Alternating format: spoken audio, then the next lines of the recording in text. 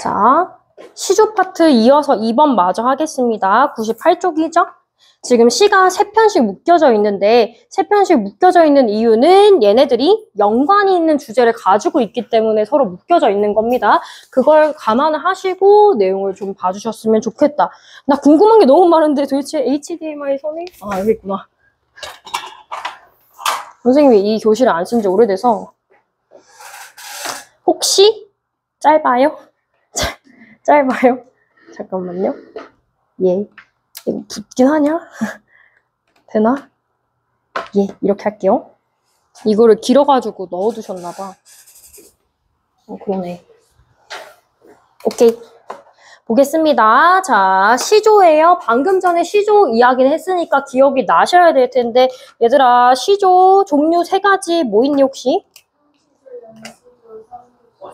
어시조도 있어요. 자, 총 4가지 있어요. 평시조, 어시조, 사설시조, 연시조. 연시조는 평시조가 연속해서 만들어진 게 연시조죠. 그쵸? 근데 우리가 보는 건 기본 오브 기본. 평시조 친구들만 이렇게 보는 겁니다. 시조 되어 있는데 옆에 뭐라고 되어 있어요? 지조와 절개라고 되어 있습니다. 그래서 충성심에 대해서 이야기하는 3개의 시에 대해서 우리가 본다. 아는 얘기입니다. 이해되시죠? 자, 그럼 볼게요. 자, 이 3개의 시는요. 다 배경이 있다. 자, 근데 어떤 배경이 있냐? 다 똑같은 배경이 있습니다. 이거는 알아두시면 굉장히 큰 도움이 된다. 한번 보도록 하죠. 자, 조선 배경에 대한 얘기를 먼저 위에 따로 필기하도록 할게요. 자, 우리 선생님 종종 얘기했어요. 우리 조선 왕들 중에서, 제위했던 왕들 중에서 굉장히 어린 편에 속하는 한 5-6살쯤 되는 왕이 있었습니다. 이 왕의 이름은 단종이죠. 좋아요. 자, 단종입니다. 기억해놔야 돼요. 시험범위 아닌 친구들도 무조건 기억해놔야 돼. 고등학교 가서 많이 나와요. 단종입니다. 근데 이 단종한테는 비하인드 스토리가 있죠. 어린 왕이었기 때문에 자, 주변에 시기 질투를 받았습니다. 특히 누구의 시기 질투를 받았냐? 단종의 숙부 되는 사람이 있습니다. 이때 숙부라고 하는 것은 아버지의 남동생이에요. 그죠? 작은 아빠 정도? 큰 아빠, 작은 아빠 정도? 자, 이런 숙부 관계에 있는 왕이 있었죠. 자, 이 왕의 이름이 2개예요. 자, 왕위에 올랐을 때는 우리가 이렇게 불러요. 세조라고 불러요. 자, 세조라는 이름을 알아두셔야 돼요. 이 세조가 있었어. 그리고 세조의 다른 이름이 있어요. 수양산 얘기하는 수양대군이에요. 아이들, 다른 아이들도 알고 있는 거지, 그치? 자, 수양대군입니다. 자, 이런 관계 속에서 우리가 배경 지식으로 알아둬야 될 거는 단종이 즉위를 했을 때 숙부인 세조가 어떻게 했을까요? 여기서? 그쵸. 결국에는 이제 확실한 건 아니지만 거의 죽였다라고 봐도 무방합니다. 왜냐면 단종을 일단은 폐위를 시킵니다. 1번. 단종을 폐위를 시켜. 여러 이유로 들어가지고. 자, 단종을 폐위시킨 다음에 어떻게 했냐? 유배를 보냅니다. 단종을 유배 보냈어요. 그리고 정확히 기록되어 있지는 않지만 단종이 유배지에서 결국에는 죽었다라고 내용이 기록이 되어 있습니다. 그러면 아마도 결국에는 수양대군이 죽인 것으로 봐도 가능하겠죠. 그죠? 이런 배경이 있습니다. 그러면 이 상황 속에서 발생할 수밖에 없는 2가지의 상황이 있습니다. 자, 어떤 2가지의 상황? 누구 편, 누구 편? 수양대군 편, 단종 편. 그쵸? 봐봐요. 단종 편이 있고요. 그 다음에 세조라고 쓸게요. 세조의 편이 생길 수밖에 없습니다.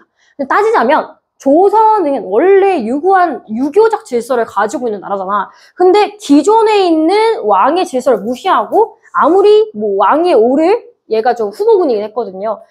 그렇다고 할지라도 원래 있던 왕을 지가 마음대로 폐위시키고 그 자리에 자기가 올랐다? 그건 있을 수 없는 일이거든요. 그래서 일단 세조 편에 산 사람들은 어떤 사람이냐? 약간 변절자 느낌이 있는 거야. 그치? 간신의 느낌이 있는 거야. 그리고 그럼 역으로 어떤 사람들도 있어? 조선의 교리를 지키려고 하는 사람, 기존의 왕의 인정만 하는 사람들이 있었어요. 단종에 이렇게 표현하죠. 충신들이 있었습니다. 그죠? 단종에 충성스러운 신하들이 있었는데 어떠한 부류의 신하들이 있느냐?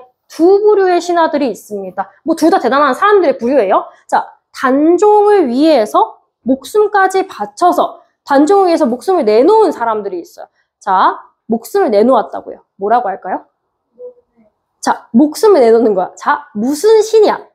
땡육신이라고 해요. 사육신이라고 해요. 역사 시간에 종종 나왔다. 그렇죠. 사육신.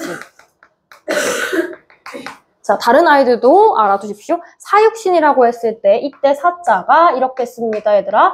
죽을 사자인 거죠. 목숨까지 다 바쳐서 단종을 위해 희생한 신하들이 있고요. 그 다음에 생육신, 그렇지. 역으로 생육신이 있겠지. 물론 단종을 위해서 목숨을 바쳐 죽은 것은 아니지만 일평생을 살면서 단종만을 찬양하기로 맹세한 사람들이 있어요. 그런 사람들이 생육신입니다. 생육신. 그래서 우리가 보는 사람들, 뭐 박팽량, 선산문, 이계 이런 사람들이 있는데 이런 사람들이 보통 사육신입니다. 오케이? 그런 사람들에 대해서 볼 거다. 그래서 이 세 개의 시조는 모두 다 뭘 배경으로 하고 있냐? 단종이 폐위되고 있는 상황에 대해서 뭐를 가지고 있는 거야? 반감을 가지고 있는 작자들이 쓴 거야. 그거를 이해하고 가시면 됩니다. 오케이? 자, 들어갈게요. 자, 그럼 평시조 세 개 다 같이 볼게, 얘들아. 평시조, 평시조, 평시조입니다. 그죠? 왜냐? 사대부들이 쓴 거니까 평시조를 기본으로 해서 쓴 거예요. 평시조 되어 있고. 자, 주제 봅시다. 첫 번째, 변함없는 지조와 절개. 얘는 지조와 절개, 자기가 단종에 대한 마음이 변하지 않는다는 걸 보여주는 내용이야. 다시, 이 작품은 단종에 대한 절개를 노래한 절의가로서 간신의 모습을 풍자하면서 단종에 대한 자신의 일편단심의 절의를 드러내고 있다. 변하지 않는 마음을 드러내고 있다는 거예요. 자, 계속 제가 지조와 절개라고 얘기하는데 지조와 절개가 무슨 뜻인지는 아시죠? 어떠한 대상에 대해서 변하지 않는 마음을 가지고 하나의 마음을 가지고 충성심을 유지했을 때 지조와 절개를 지켰다. 이렇게 얘기를 합니다. 그래서 지조와 절개에 해당하는 거 계속 나옵니다. 두 번째도 지조와 절개 얘기합니다. 솔직히 두 번째 시는 모르면 안 돼요. 안 돼요. 왜 안 되겠어요? 보면 알아요. 정규 수업 때 제가 엄청 많이 했던 시라는 걸 알 수 있어요. 자, 그 다음에 이 작품은 백이숙제. 이거 보면 기억나야지. 그지? 백이숙제. 내가 뭐라고 했지? 백이숙제 줄여가지고 이제라고 한다고 했었어. 그지? 자, 백이숙제보다도 더 굳은 절개를 지키겠다는 화자의 의지를 직설적으로 드러내고 있다라고 하는 작품이 있고요. 그 다음에 세 번째. 얘는 조금 더 직접적이에요. 자, 수양대군의 포악함, 나쁜 수양대군에 대해서 비판하는 그런 내용이 들어있어요. 개탄이라는 표현이 있습니다. 개탄이라는 건 탄식한다는 거예요. 안타까워한다. 비판한다는 거죠. 탄식하는 그런 내용이 들어있다. 이렇게 보시면 되겠습니다. 자, 이 작품은 세조의 왕위 찬탈에 반대하거나 죽임을 당한 당대에 쟁쟁한 학자들과 충실을 떠올리면서 젊은 인재들이 가지는 걱정과 조선에 대한 우국, 자, 뒤에 나와 있어요. 우국 충정일 거예요. 맞나요? 네, 우국 충정이 드러나고 있다라고 했습니다. 여기서 모르는 단어 있을 수 있으니까 체크해놓고 써볼게요. 우국 충정이라고 했어요. 우, 나라를 위하는 마음이란 뜻이에요. 우국, 나라를 위하다. 충, 정, 충성스러운 마음이라고 해석할 수 있습니다. 그대로 해석하면 나라를 위하는 충성심. 그러니까 나라를 사랑하는 마음을 가지고 있는 신하들을 앞에 봐야지 우국충정이라고 얘기를 합니다. 그죠? 이런 내용들이 들어가 있다라고 봐두시면 되겠습니다. 시조 자체는 어렵진 않아요. 오케이? 자, 볼게요. 밑으로 내려갑니다. 자, 가나다 시가 있어요. 근데 얘네 다 평시조예요. 그러면 그거부터 먼저 살펴볼게. 평시조가 가지고 있는 특징이 있었어. 자, 외우고 있나 한번 볼까? 자, 시조가 가지는 세 가지의 특징. 첫 번째, 몇 장 몇 구, 몇 장 내외. 시작.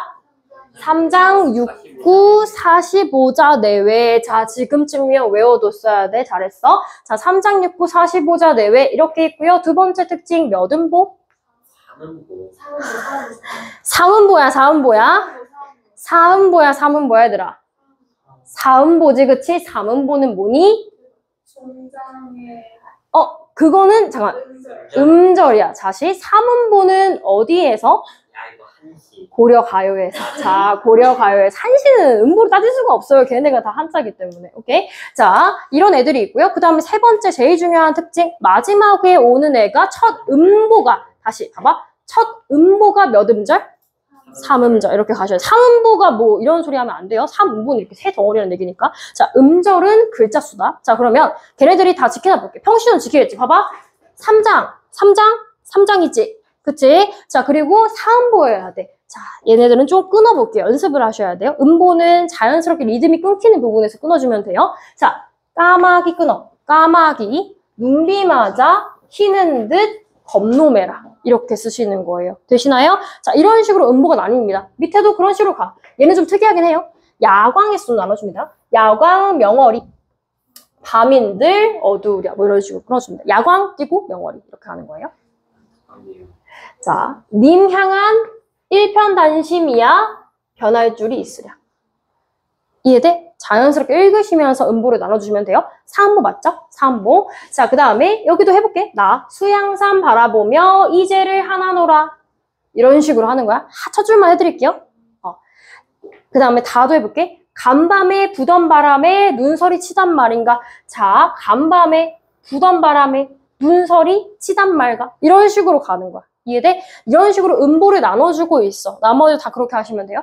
사음보로 구성이 되어 있습니다. 맞죠? 자, 두 번 특징 지킨 거예요. 그리고 사음보에 따라서 제가 이음보가 하나에 구해서 총 몇 구? 6구. 2구씩 해가지고 3줄 하니까 6구라고 얘기를 했습니다. 그죠? 그것도 다 지키고 있고. 글자 수는 뭐 굳이 세워보진 않겠지만 45자 내외로 되어 있습니다. 이런 특징이 있고요. 중요한 거. 자, 종장의 첫 음보가 몇 음절이라고요? 3음절이다. 이거 중요하다. 3음절이라는 걸 지키고 있다는 거예요. 되시죠? 이런 형식상의 특징들 먼저 보고 내용 들어갈게요. 자, 들어간다. 자, 까마귀예요. 까마귀 눈비 맞아 희는 듯 겁노매라 라고 했어요. 여기서 해석을 잘 하셔야 돼. 좀 그림을 그려볼게요. 물론 우리는 칠판에 까만색이 없으니까 저는 흰색으로 그려볼게요. 어떻게 귀여우면 안 되는데 큰일 났네. 전혀 까마귀 안 같죠? 여튼 까마귀예요. 자, 아니야, 잠깐만. 다시 그려볼게. 그지? 이러면 좀 까마귀 같죠? 자, 까마귀 같죠? 자, 까마귀예요. 까마귀가 눈비를 맞았어. 봐봐. 얘 머리에, 뭐 등에 하얗게, 털 아니야? 눈이야? 눈이 이렇게 소복히 쌓였어. 다 쌓였어. 그럼 겉으로 봤을 때 얘가 무슨 색깔? 흰색이지. 겉으로 봤을 때 눈이 묻었으니까 흰색이야. 걔가 희는 듯 하지만 이렇게 얘기했어. 겁노매라. 검구다. 라고 얘기했어. 봐봐. 까마귀가 원래 무슨 색깔? 검정색이지. 근데 겉으로 봤을 때 눈비가 맞았다고 해서 얘가 흰색이 되나?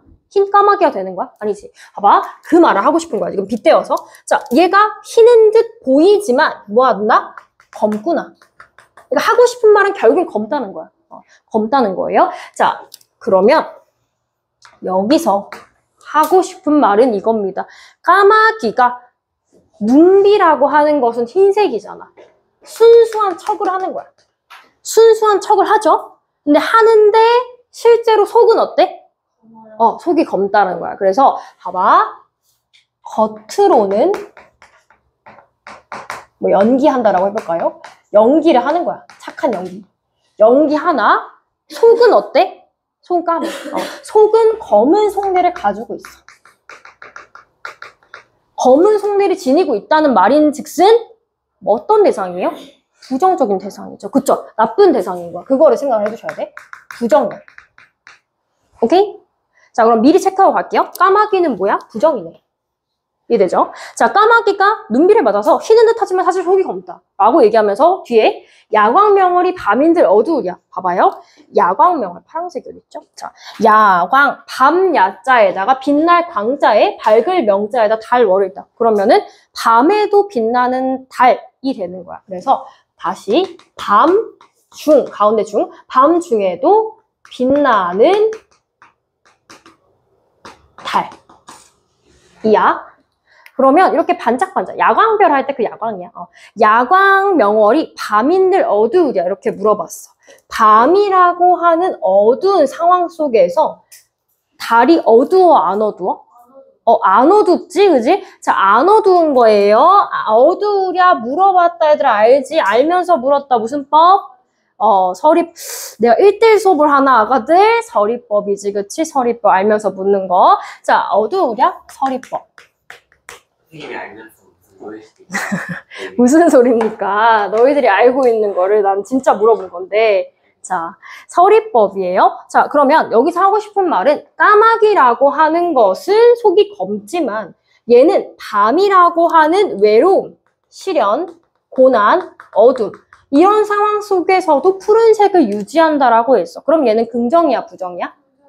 긍정이죠. 그죠? 자, 그럼 얘는 뭐예요? 긍정이에요? 대비해가지고 나타내는 거예요. 뭐랑 뭐를? 까마귀는 나쁜 속내를 지니고 있지만, 달은 아무리 힘든 상황 속에서도 밝게 빛나고 있어요. 지금 자연물에 빗대어서 얘기하는 거예요. 자, 그러면 여기서 하고 싶은 말. 앞에선 자연물 얘기지만 이걸 통해서 주제가 나오는 거예요. 임 향한 일편단심이야 변할 줄이 있으랴. 자, 사랑하는 임을 지칭하는 거예요. 임 향한 일편단심, 하나의 붉은 마음이란 뜻인데 좀 번역을 하면 변하지 않는 마음을 일편단심이라고 해요.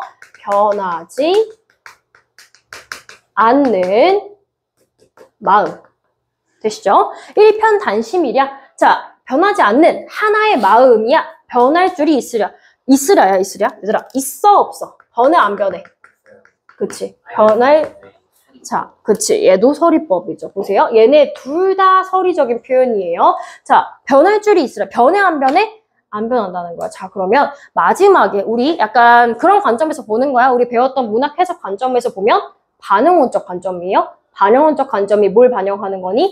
시대를 반영하는 거지. 사회 시대를. 자, 시대 반영해서 봤을 때 이거 이미 누굴까요? 그렇지. 단종이죠. 단종에 대해서 충성심을 가지고 있는 신하가 쓴 거니까 단종에 대한 마음, 나의 변하지 않는 마음은 변해 안 변해? 안 변한다. 자, 그러면은 이 대상이 누군지도 알 수 있어. 야광명을 아무리 힘든 시련 속에서도 빛나는 달은 누구를 지칭하는 걸까? 단종일 수도 있고 자신이야. 자화자찬이야. 봐봐요. 충신이라고. 충신이니까 나는 아무리 시련이 있어도 단종에 대한 충성심을 꺾어 안 꺾어? 안 꺾고 반짝반짝 빛나고 있다 이 얘기야. 자, 그러면은 얘가 자기예요. 충신이에요. 충신. 자기. 그러면은 겉으로 봤을 때 하얘 보이지만 속이 새까만 사람들 누구겠어? 간신. 그래, 간사한 신하. 걔 누구? 걔 누구요? 세조도 될 수는 있지만 정확히 보면 간신이라고 볼 수 있어요. 세조도 가능은 해요. 자, 간신이고 세조를 이야기하고 싶으면 정확히 드러나는 부분은 여기에요. 자, 밤이라고 하는 안 좋은 시대 상황을 만든 사람이 누구야? 세조잖아. 그러니까 이 밤이 뭐가 됩니까? 세조의 지배 상황 정도로 볼 수가 있겠습니다. 그런 상황이라고 보시면 해석이 잘 되는 거죠. 그러면 이 시에서 이 사람이 하고 싶었던 말은 뭐야? 나는 지조와 절개를 지킨다 라는 내용이다. 단종에 대해서 변하지 않는 마음을 지녔다. 이렇게 보시면 돼요. 되시나요?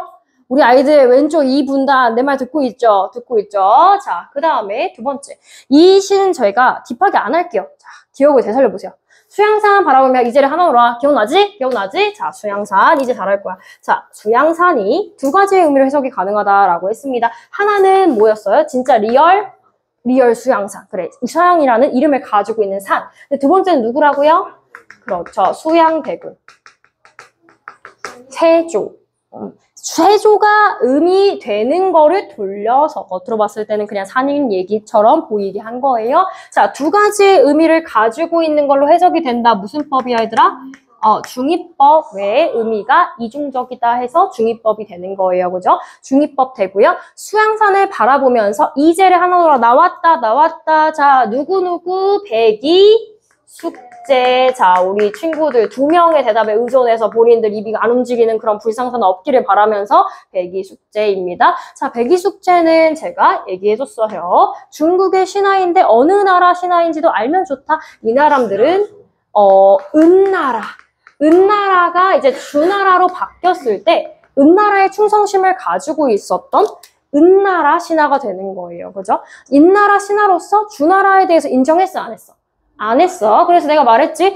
얘네들이 들어가 있는 산이 있다고요. 그 이름이 수양산인 거예요. 자, 산에서 그죠? 한탄한다. 백이숙제를 하나노라 뭐한다? 한탄한다. 근데 특이하다라고 했어. 자, 이 사람들의 배경 설화가 있잖아. 이제는 주나라를 인정하지 않아서 산의 은거에서 숨어 살았어요. 숨어 지내면서 이 그림 기억나죠? 뭐예요?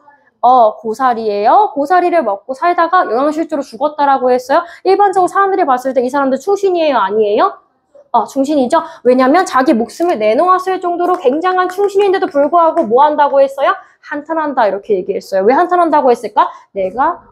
내가 이 사람들보다 낫다. 왜? 그리고 좀 더 세밀하게 충의 기준을 엄청 엄격하게 적용을 하는 거야. 봐, 죽여 죽은 님들 어떻게 죽어? 굶주려. 자, 굶주려 죽은 찐들 채미라도 하는 것과 채미라고 하는 것이 뭐였어요? 배 채우는 거, 요기하는 거라고 했어요.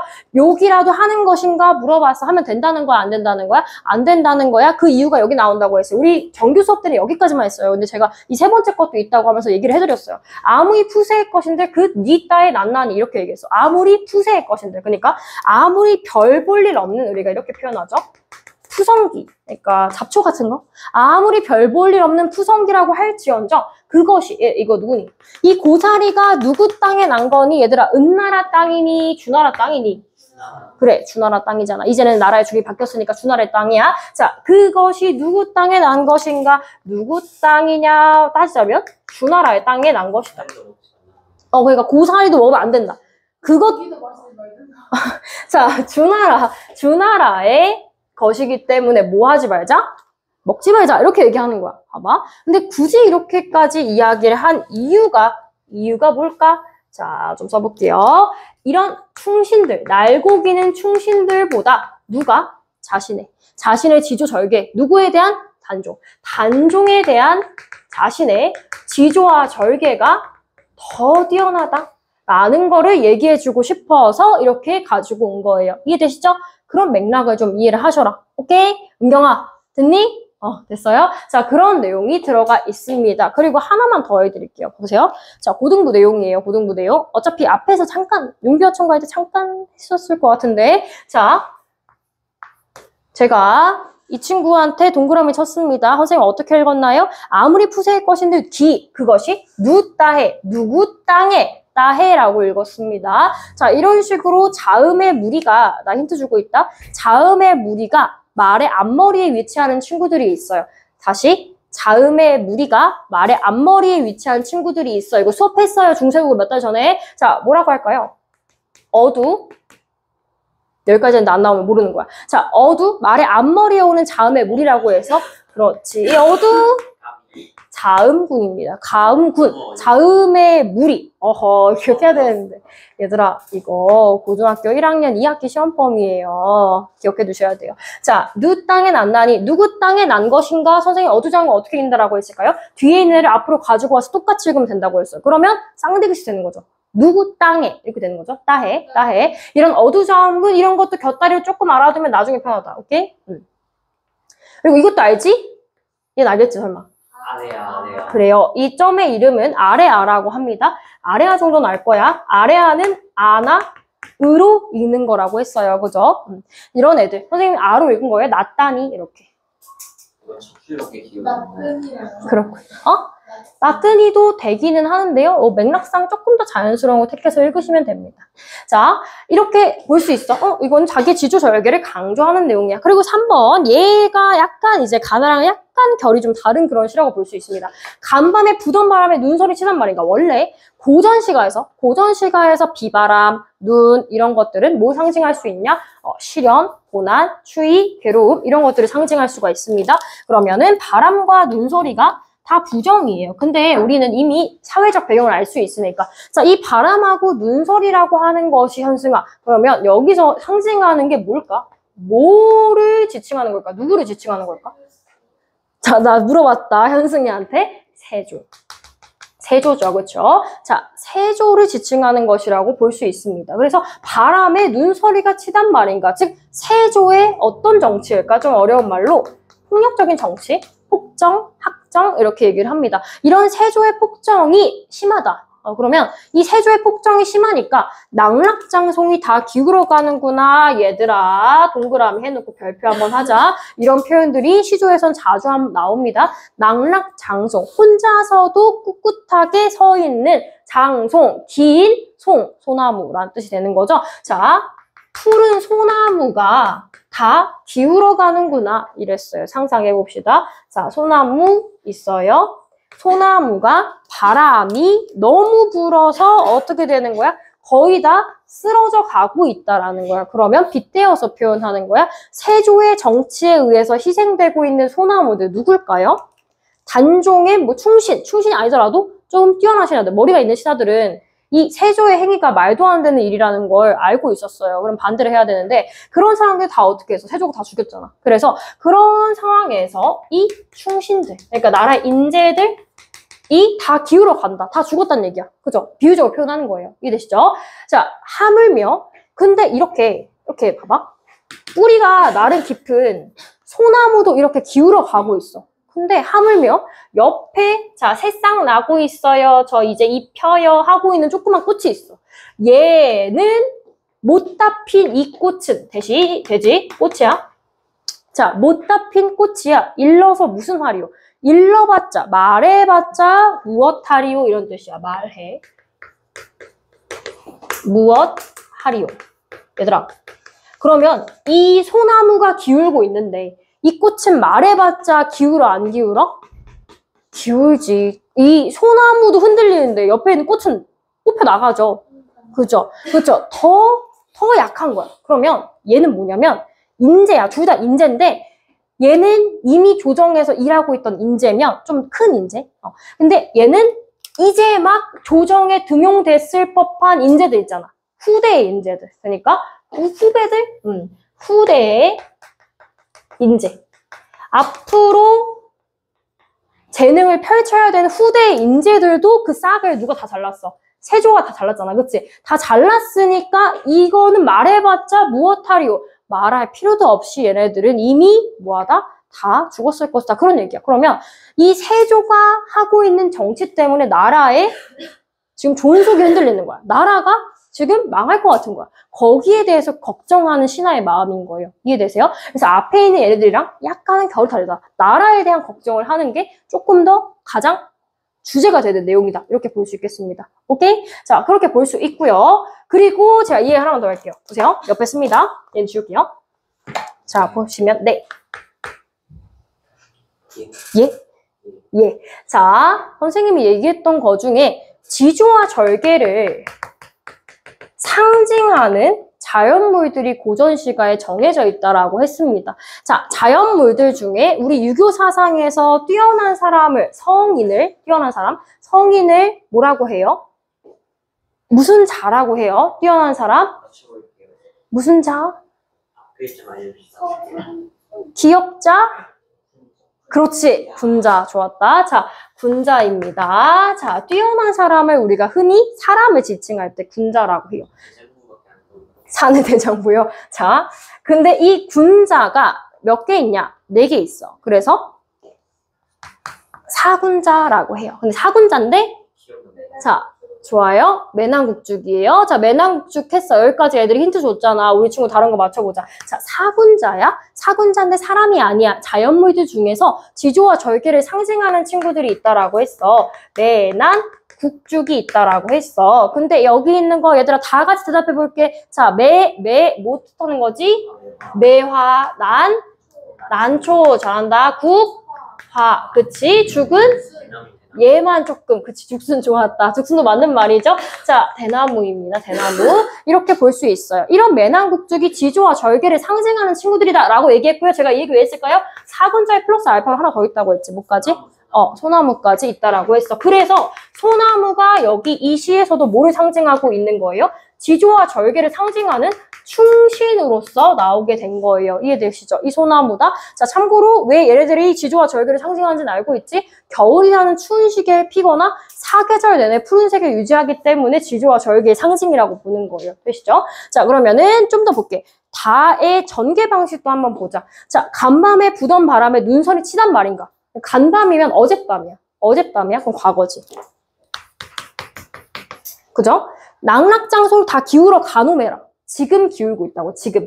전에 지웠지. 소나무가 지금 기운다. 현재. 그리고 못다 핀 꽃이야 일러서 무엇하리요? 꽃이 앞으로 말 안 해도 100% 어떻게 될 것이다? 질 것이다. 다 죽을 것이다. 과거, 현재, 미래. 좀만 더 해볼까? 과거, 현재, 미래 이렇게 시간의 흐름대로 가는 구성을 무슨 행적 구성이라고 할까? 순행적 구성이라고 해. 반대로 가면 역순행적 구성이지? 오케이. 자, 거기까지 얘기를 했다. 자, 디테일하게 얘기 다 했다. 오케이? 지조와 절개를 끝난 거 아니고요. 다음 시도 있죠. 자, 지조와 절개를 상징하는 시를 한 거고요. 뒤에 있는 파트만 좀 더 하면은 마무리됩니다. 뒤에 있는 파트 볼게요. 자, 뒤에 보시면은 이거는 제가 그래서 방금 전에 이 얘기 하려고 또 설명을 미리 해놓은 거예요. 어렵지 않아요? 지조와 절개를 상징하는 시 시리즈를 조금만 더 보도록 할게요. 자, 세 개 다 평시조고요. 이 중에 있는 시도 내가 한 두 개는 내가 이미 정규 수업 때 했다. 기억 안 나요. 자, 했어. 기억이 안 난다고요? 예. 했어. 자, 보자. 얘네 세 개 다 평시조다. 얘들아 거의 다 했다. 돌아와. 평시조. 오늘 사선시조랑 어시조, 연시조는 안 하고 있어요. 기본만 하는 거예요. 자, 평시조고요. 첫 번째, 눈 맞아 휘어진 대를 자, 변함없는 지조와 절개를 상징한다. 자, 이 지조와 절개를 상징하는데 얘는 배경은 좀 달라요. 보세요. 첫 번째는 고려 왕조에 대한 작자의 지조와 충용절을 수위 속에서도 푸르름을 잊지 않는 대나무, 이거 내가 했잖아. 꽤 최근에 했잖아. 그죠? 대나무에 빗대어서 표현하고 있습니다. 그래서 이건 고려 왕조가 지는 것에 대한 안타까움인 거고요.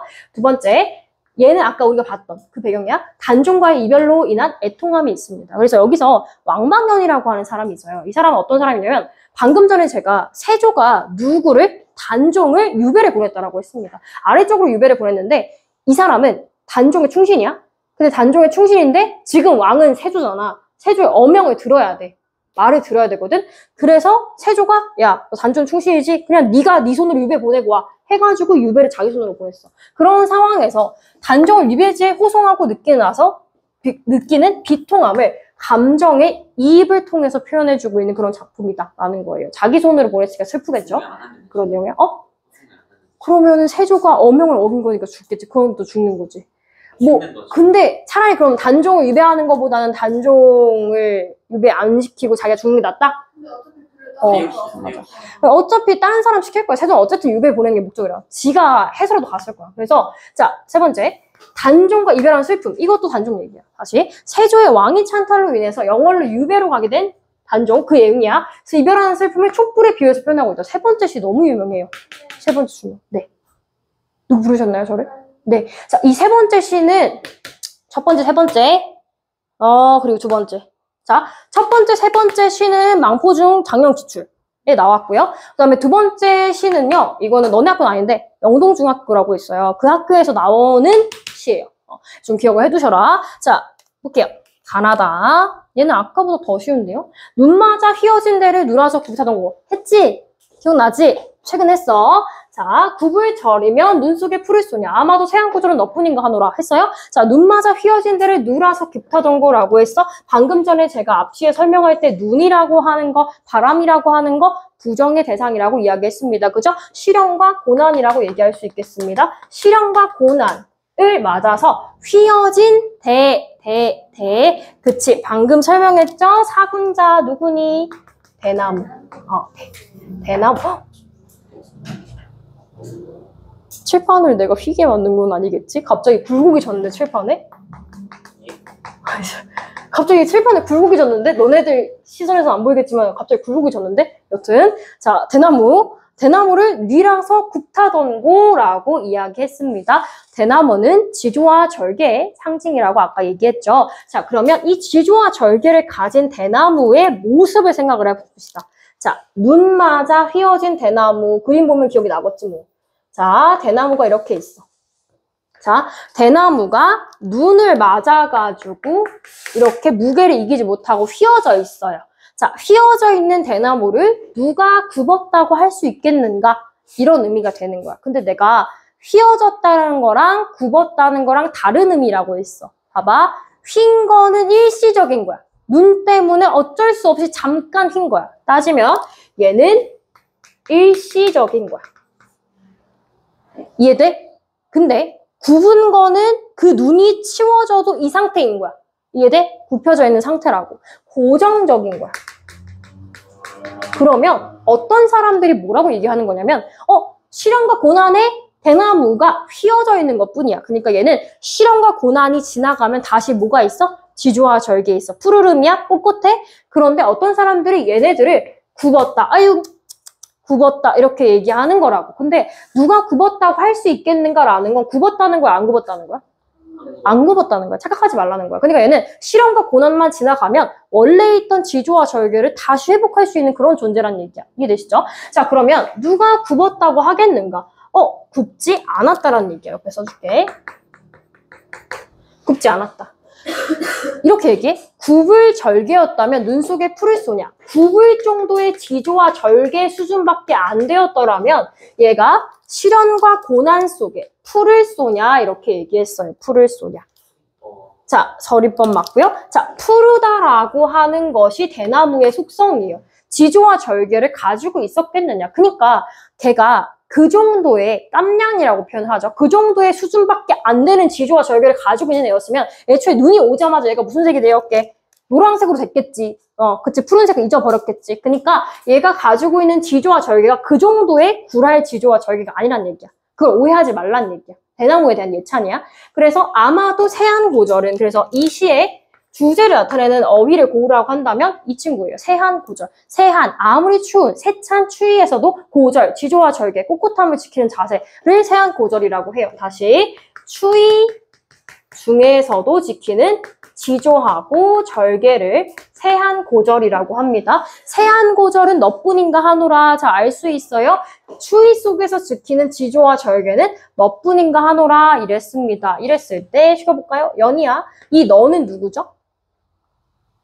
그렇지. 대나무가 되는 거죠. 그죠? 대나무뿐인가 하노라. 너뿐인가 하노라. 이렇게 얘기했어. 그러니까 지조와 절개를 지키는 건 누구? 너야. 너야. 라고 얘기하는 거야. 자, 너라고. 대나무 너. 자, 그랬을 때 은경아 무슨 법일까요? 대나무가 너래요. 그렇지. 의인법이지. 좋아요. 의인법이죠. 너뿐인가 하노라. 이랬습니다. 자, 너뿐인가. 자, 시옷비옷. 요거 아니야?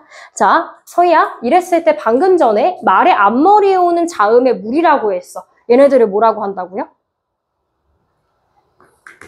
어두? 자음의 물이? 자음? 군. 얘들아, 군이, 물이 군자야. 뭐라고 하지? 군중심리. 군중심리. 군중 집단. 뭐 이렇게 얘기하잖아? 그때 물이 군자야. 이해돼? 그래서 자음의 물이인 거야. 뭐라고요? 이게 어떻게 시옷하나예요? 뭐가? 뭔 말이야? 저 앞에 붙는 시옷을 아니야. 이 시옷 비옵 자체가 어두 자음분이라고. 자음의 무리가 이렇게 왔다고. 자음이 하나만 아니야. 두 개. 어떻게 읽어? 앞에 있는 거 가지고 와서 뿐으로 읽는다고. 너뿐인가 하노라. 지조와 절개에 대해서 예찬이야. 다시 한번 쓸게. 대나무 예찬. 대나무가 가지고 있는 지조와 절개에 대해서 예찬하는 그런 내용의 시다. 이렇게 보시면 되겠습니다. 오케이? 오케이. 자, 그 다음에 낫이 볼게요. 천만리 머나먼 길에 고운님 여의 없고 내 마음 둘 데 없어 내가에 앉았으니 저물도 내안 같아요 우려 함께 내렸다. 이렇게 얘기했어. 자, 이거는 봐봐. 내가 왜 다 풀로 읽어준지 아니 얘들아? 고전 시가에서 이런 식으로 아래 하자가 많이 나왔을 때 너희들이 마음속으로 읽는 연습을 해야지 해석이 될 수가 있어. 발음을 해보면 해석이 보이는 게 있어요. 보세요. 자, 천만리 머나먼 길, 천만리, 천개, 말개, 리, 엄청 먼 길이라는 뜻이야. 그지? 머나먼 길에 고운님 여의 없고 우리는 배경을 이미 봤으니까 이 사람이 단종의 신하인데 단종의 신하가 자기 스스로 단종을 유배 보내는 상황이라고 했어. 그럼 이 천만리 머나먼 길이라고 하는 것은 두 가지의 의미가 돼요. 실제적으로 한양이라고 하는 수도에서 지금 저기까지 갔잖아. 영월까지 갔잖아. 엄청 멀어. 물리적으로 거리가 멀다. 하나. 그리고 내가 따지면 뭐 내 의도한 바는 아니지만 내가 내 손으로 단종을 배신한 거잖아. 거기서 오는 단종과의 심리적 거리감. 또 있어요. 오케이? 두 가지야. 그래서 물리적 거리 그리고 심리적 거리 이렇게 두 가지가 다 된다. 그래서 엄청 머나먼 길이야. 머나먼 길에 고운님 여의 없고 곱고 사랑스러운 님이라고 했어. 자, 그러면 이 곱고 사랑스러운 님 주녀가 누굴까요? 그렇지. 단종이 되는 거야. 임이야. 사랑하는 임을 여희다. 자, 이거 좀 알아두시는 게 좋겠죠? 자, 여희다라고 하는 것은 우리 고전 어휘에 종종 나왔어요. 여희다, 이별하다. 이별하다라는 뜻이에요. 자, 이별하고.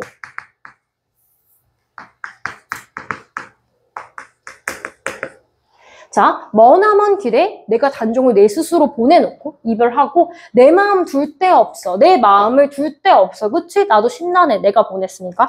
그래서 어디에 앉아? 내과에 앉아 신이자 내과 체크 별표. 자, 내과에 앉아가지고 내가 생각을 하고 있어. 상상해봐. 이 사람이 쭈그려 앉아가지고 내과에 생각을 하는 거야. 무슨 생각을 해? 저 물도, 자, 이 물이 내과야. 물도 내 안과 같아요. 내 안이라는 건 내 마음, 인사이드, 내 마음 같아서. 같아요? 해석 모르겠으면 써요. 같아요. 내 마음 같아서. 그래서 읽어보라는 거야. 같아요. 읽으면 알 수 있거든. 같아요. 울어 밤길 내녔다. 울면서 밤길을 여다. 가다란 뜻이야. 울며 밤길 가는구나. 그러면 생각해봐요. 중요. 물은 자연의 이치에 따라서 위에서 아래로 흐르는 그냥 이치인 거야. 그냥 그런 거야. 자연의 순리야. 근데 저 물도 슬퍼서 울면서 밤길을 가는 것 같다. 얘가 울면서 밤길을 가는 것 같다고 해서 모의문법도 되고요. 사실은 누가 울면서 가고 싶은 건가요? 자기죠. 그쵸? 자기가 그러고 싶은 거예요. 근데 얘는 가만히 있는데 얘한테 감정을 넣어가지고 표현했다. 감정, 객관적 상관물 되고 거기 중에서 종류 따지면 감정이입이라고 해. 내가 이제 이런 거 알아야 된다고 했죠?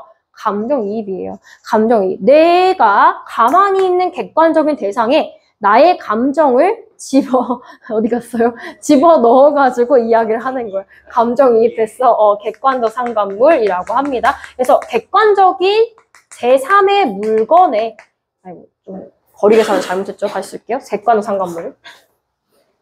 자, 객관적인 대상에 나의 감정을 넣거나 이입해서 표현했을 때 다른 말로 하면 객관적 상관물이라고 하는데요. 좀 더 어려운 얘기 할게요. 객관적 상관물에는 감정이입만 들어가는 것은 아닙니다. 객관적 상관물의 종류 중에서 오히려 그 대상이 나의 처지와 대비되면서 나의 슬픔을 강화하는 경우도 있어요. 그거의 대표적인 예시로 제가 옛날에 했던 그게 있죠. 자, 고대 가요가 있어요. 고대 가요 옛날에 불렸던 노래예요. 그래서 종류가 대표적으로 몇 개 있는데 공무도화가, 황조가, 구지가 뭐 이런 거 있다라고 얘기했어요. 자, 공무도화가는 어떤 내용이었지? 어떤 여자가 미친 남편을 이제 두고 있었는데 남편이 자기 스스로 물에 빠져 자살한 그런 내용이잖아. 그런 거 하나랑 하나. 자, 이건 기억나야 돼. 황조가가 있어. 자, 고구려, 옛날 고구려에 유리왕이라고 하는 왕이 있죠. 그 유리왕한테는 왕이니까 아내가 둘이야. 누구? 화희치가 있었어. 여기까지 얘기했으면 기억이 나야 돼.